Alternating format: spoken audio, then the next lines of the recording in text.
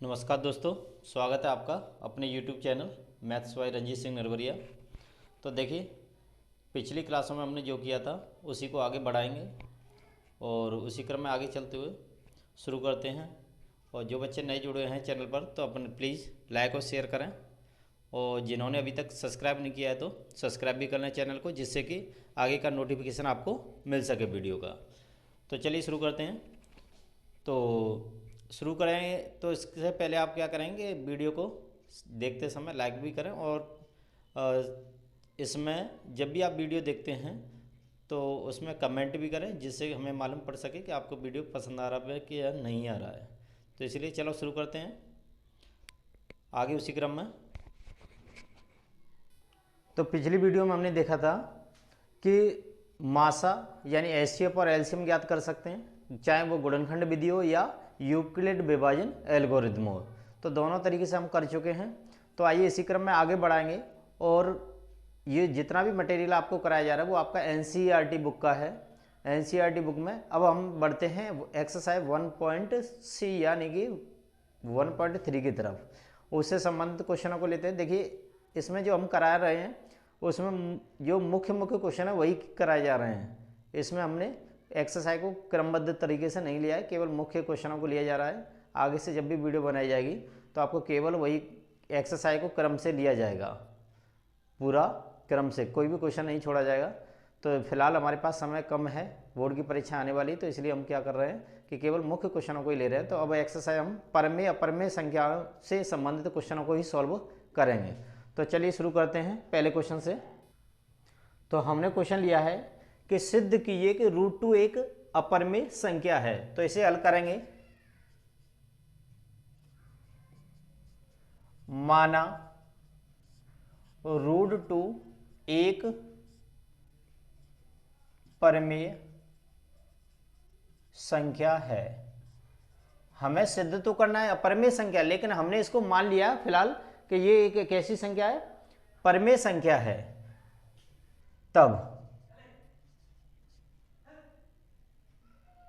√2 equal to a/b के रूप में लिखने पर, जहां हमारे पास जो a व b कोई धन पूर्णांक है। a और b को हमने क्या धन पूर्णांक माना है, और √2 को हमने लिखा है a/b के रूप में परमेय संख्या मानते हुए। तो इसमें लेंगे हम रूट खत्म करने के लिए दोनों का वर्ग करने पर,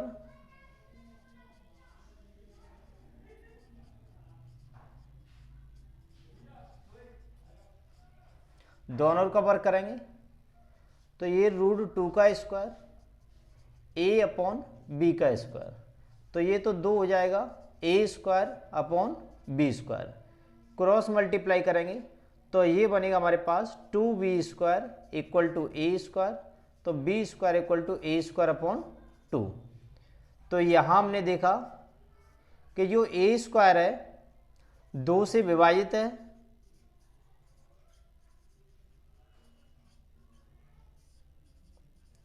a² 2 से विभाजित है, तब क्या होगा a भी 2 से विभाजित होगा। यानी a² 2 से विभाजित है, तो इसका मतलब यह है कि a भी क्या है वो 2 से विभाजित होगा। अब हम इसमें क्या करेंगे कि a इक्वल टू 2c रखने पर इसको इक्वेशन मानना है, इक्वेशन नंबर फर्स्ट। तो यहां से a² इक्वल टू 2c रखेंगे।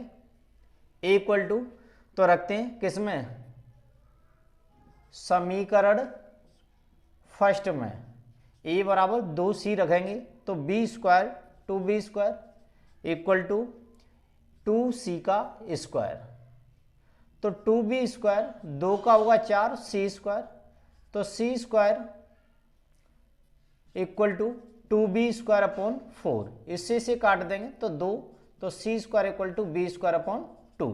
तो यहां हमने देखा बी स्क्वायर क्या है, 2 से विभाजित है,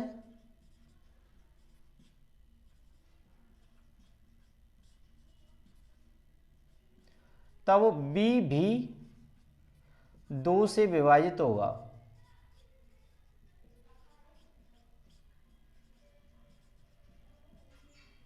जब बी स्क्वायर 2 से विभाजित है तो क्या हुआ, बी भी 2 से विभाजित होगा। तो यहां हमने देखा कि ए का भी एक गुणनखंड 2 बन के निकल के आ रहा है और यहां बी का भी एक गुणनखंड 2 निकल के आ रहा है। तो यहां ए व बी दोनों का उभयनिष्ठ गुणनखंड कितना है, 2 है। दोनों का जो उभयनिष्ठ गुणनखंड है वो 2 है। उभयनिष्ठ गुणनखंड 2 निकल के आया तो इसका मतलब क्या हुआ, तब यहां हम शुरुआत में मान चुके हैं कि कोई धन पूर्णांक को ये सहभाज्य संख्या के रूप में लिया गया है। तो यहां से हम क्या करेंगे कि उभयनिष्ठ गुणनखंड 2 है तो इसका मतलब क्या हुआ, तब √2 कैसी होगी, एक परमेय संख्या होगी, परमेय संख्या होगी। किंतु विरोधाभास से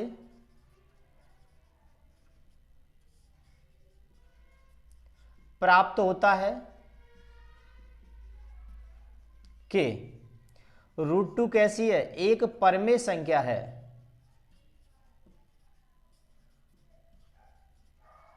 परमेय संख्या है। अतः हम कह सकते हैं √2 कैसी है, एक अपरमेय संख्या है।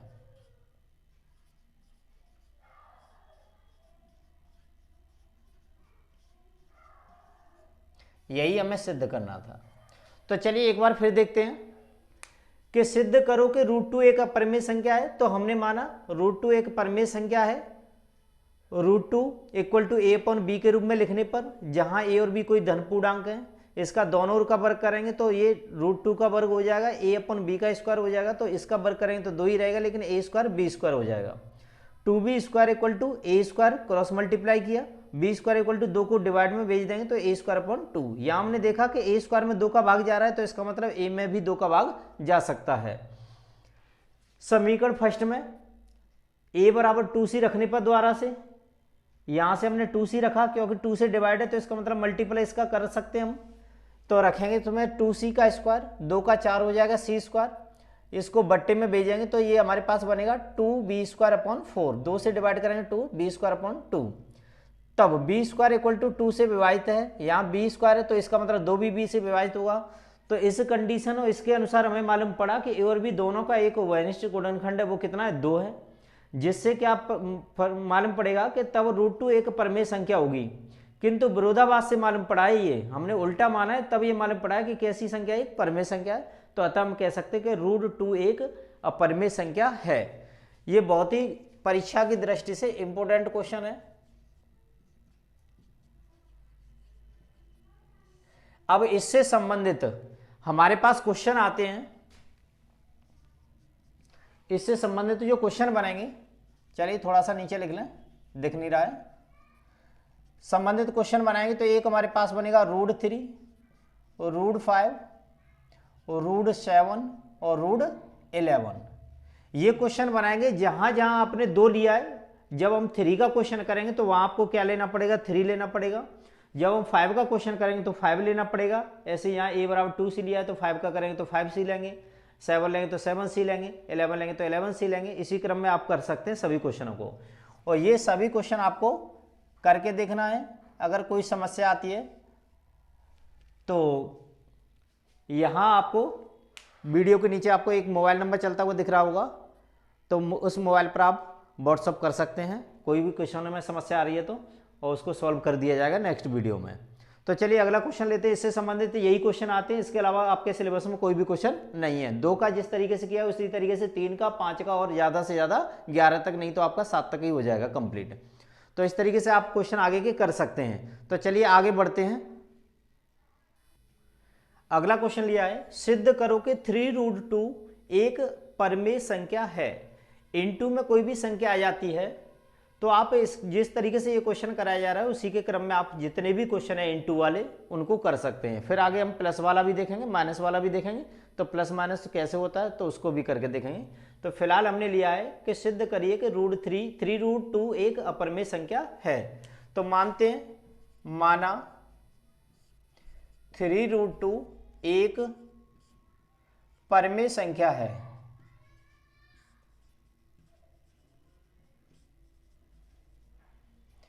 तब इसको हम लिख सकते हैं 3√2 इक्वल टू a/b। तो यहां से √2 इक्वल टू a/3b, b को इधर भेज देंगे। तो यहां हमने देखा कि a/3b कैसी है, एक परिमेय संख्या है।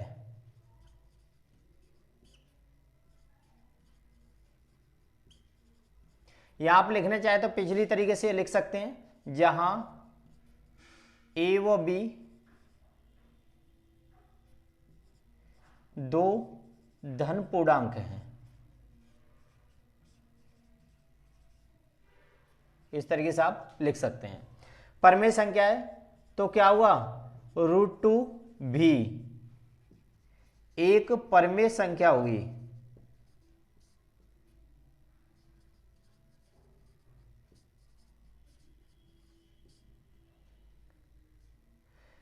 a/3b एक परिमेय संख्या है, तब √2 भी एक परिमेय संख्या होगी, किंतु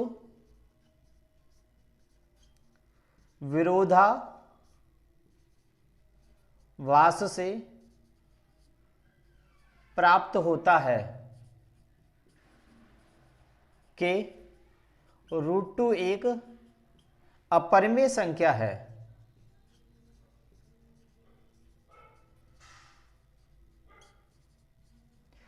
जब कोई संख्या अपरिमेय तो उसके साथ चाहे इनटू में चाहे प्लस में कोई भी संख्या आती है तो उसको भी क्या बना देती है, अपरिमेय बना देती है। तो अतः लिखेंगे, अतः 3√2 एक अपरिमेय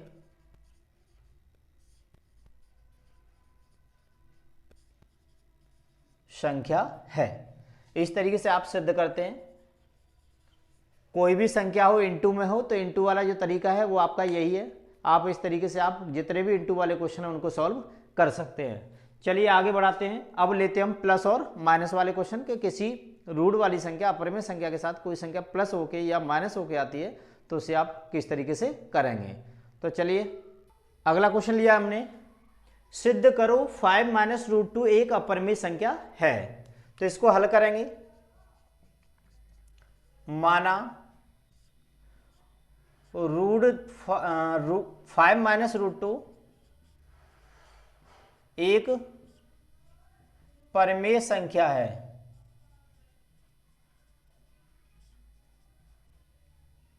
तथा माना a व b दो पूर्णांक हैं। तब हम लिख सकते हैं 5 - √2 इक्वल टू a/b।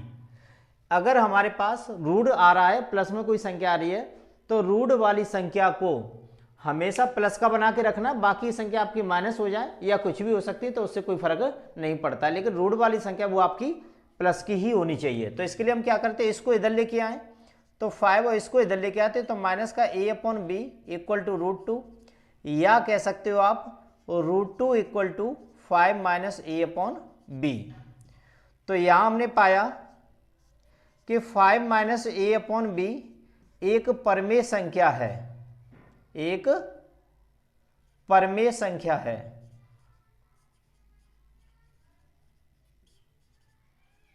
तब जब ये परिमेय संख्या है तो ये इसके इक्वल में रखी हुई, तो इसका मतलब ये भी परिमेय संख्या होगी, √2 भी परिमेय संख्या होगी।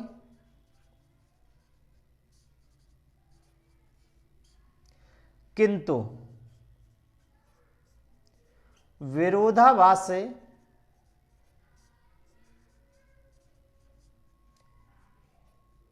प्राप्त होता है कि √2 एक अपरिमेय संख्या है।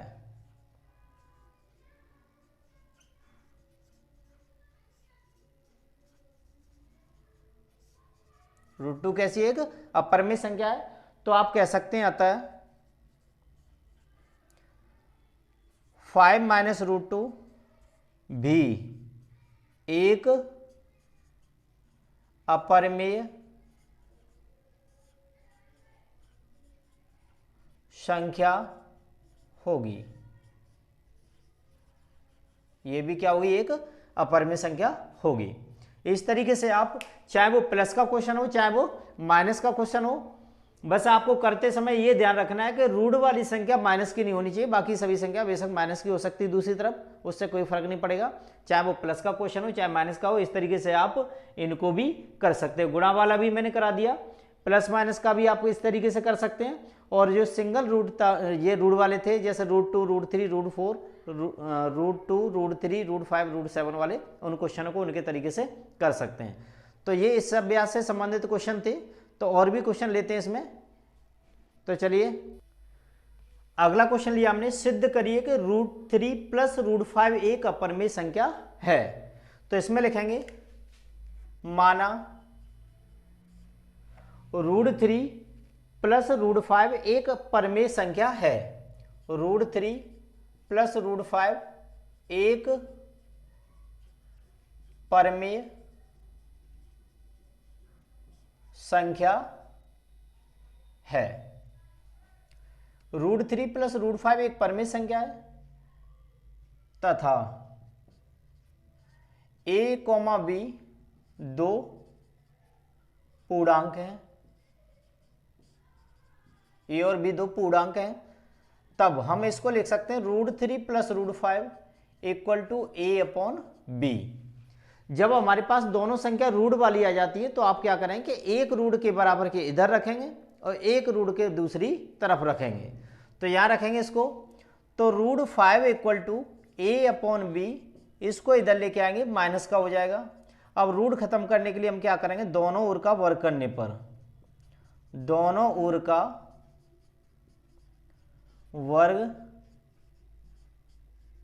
करने पर, दोनों ओर का वर्ग करेंगे यहां। अब दोनों ओर के वर्ग करेंगे तो इसका भी स्क्वायर होगा और इधर से a/b माइनस √3 का भी स्क्वायर होगा। तो 5 का वर्ग तो 5 ही रहेगा, इसका होल स्क्वायर खोलेंगे तो a² plus b² minus 2ab।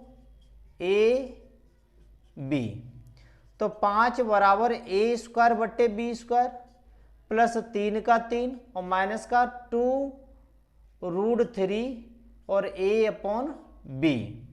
इसको तो लेके आते इधर, तो ये बनेगा 2√3 a/b equal to a²/b² plus 3, 5 इधर लेके आएंगे माइनस का हो जाएगा।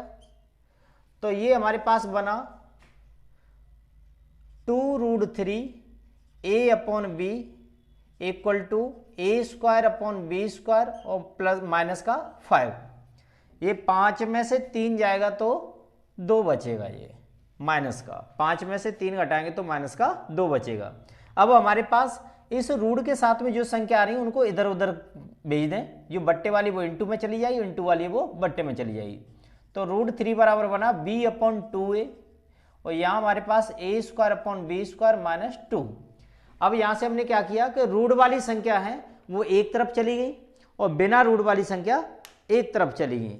अब हम इस संख्या को मान सकते हैं b2a और a²/b² माइनस 2 एक कैसी है, परिमेय संख्या है।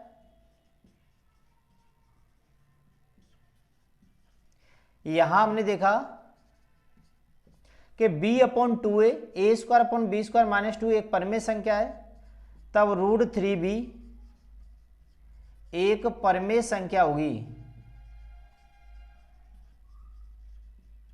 एक परिमेय संख्या होगी। किंतु विरोधाभास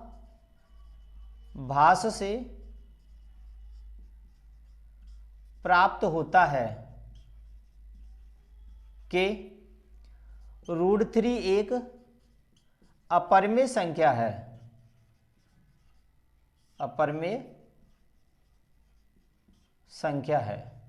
अतः कह सकते हैं हम, अतः √3 प्लस √5 एक कैसी संख्या हुई, अपरिमेय संख्या होगी। यही हमें सिद्ध करना था इसमें। तो इस तरीके से परमेय अपरिमेय संख्या से संबंधित जितने भी क्वेश्चन थे वो हमने सॉल्व कर लिए। और इस अभ्यास में आपका परमेय अपरिमेय संख्या से जो भी क्वेश्चन होंगे इनके तरीके से आप सॉल्व कर सकते हैं, कोई क्वेश्चन नहीं बचेगा। तो चलिए आज के लिए इतना ही काफ़ी। नेक्स्ट वीडियो में अगली एक्सरसाइज को क्रम में बढ़ाएंगे, उसके से संबंधित क्वेश्चनों को लेंगे। आपको बता दिया जाए पहले ही कि एक्सरसाइज से क्वेश्चन नहीं लिया जा रहा है, लेकिन उससे संबंधित क्वेश्चन लिया जा रहा है कि आप उससे संबंधित जो भी क्वेश्चन हैं उन्हें आप हल कर सकते हैं, अगर इन्हें आप कर लेंगे सही तरीके से। तो चलिए मिलते हैं अगली